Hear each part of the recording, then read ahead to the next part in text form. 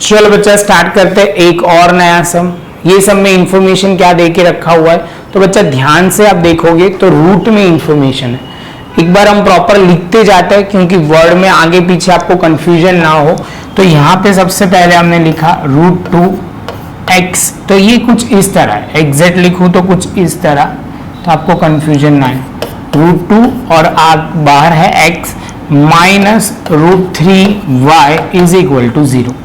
ये हमें पहला इक्वेशन दिया हुआ है, जहां पे हम लिख देंगे इसको फर्स्ट करके। सेकंड इक्वेशन में √3 और ये x बार है, same way minus √8y is equal to 0 और ये हमने 2 लिख दिया। तो 1 और 2 हमारे इक्वेशन रेडी हो गए। अब बच्चा यहाँ पे रूट की बात आती है तो सिंपल आपको क्या करना है, तो रूट में आपको वो ध्यान में रखना है कि रूट जो सेम नंबर से रूट मल्टीप्लाई होगा, जैसे मैं बोलूँ ऐसे आपको समझ में आ जाएगा। √3 इंटू √3 होगा तो आप बोलोगे 3 हो जाएगा, √2 इंटू √2 हो जाएगा तो कितना हो जाएगा 2 हो जाएगा। और लास्ट में ये बोल देता हूं √3 इंटू √2 तो आप बोलोगे सर ये 6, 2 3 6 और रूट का root as it is. Clear है ये पॉइंट। सेम चीज अब यहां करेंगे।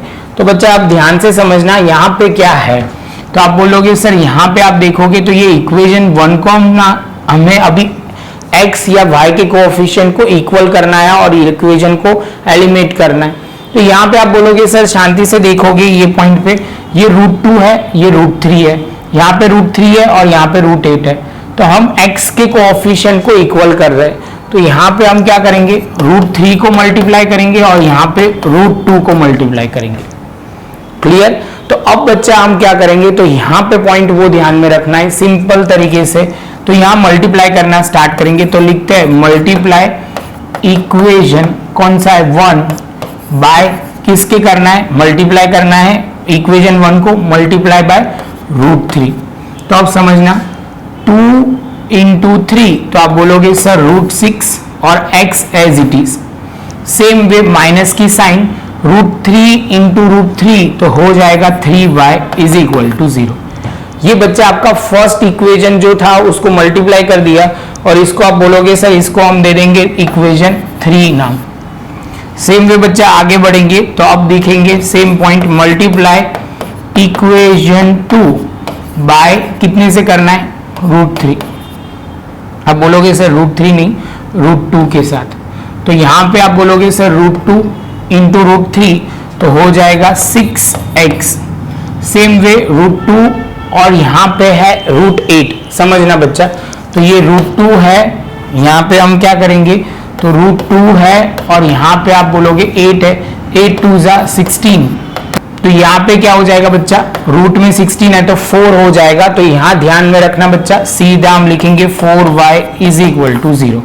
जैसे ये पॉइंट कंप्लीट होता है बच्चा, अब आगे चलते हैं। अब यहाँ पे हमें वर्ड क्या लिखना है, तो आप बोलोगे सर लिखो यहाँ पे इक्वेशन 4। अब यहाँ पे जो चाहिए वो हो गया है, दोनों x के कोएफिशिएंट इक्वल है। तो डायलॉग बहुत सिंपल बोलेंगे। क्या डायलॉग बोलेंगे, तो सिंपल लिखना है सब्ट्रैक्ट इक्वेशन 4 फ्रॉम 3 में से इक्वेशन 4 माइनस करेंगे तो यहाँ पे लिखेंगे √6x minus 3y is equal to 0। और यहाँ पे दूसरा equation √6x minus 4y is equal to आप बोलोगे 0। तो यहाँ पे बच्चा अब आगे बढ़ेंगे तो साइन चेंज करेंगे, तो यहाँ माइनस, यहाँ प्लस और यहाँ कोई मतलब नहीं है लिखने का। तो ये √6x प्लस माइनस कट हो जाएगा, 4 में से 3 जाएगा तो बचेगा सिर्फ y is equal to 0। I hope बच्चा आपको ये पॉइंट समझ में आ रहा है। y का आंसर आ गया 0।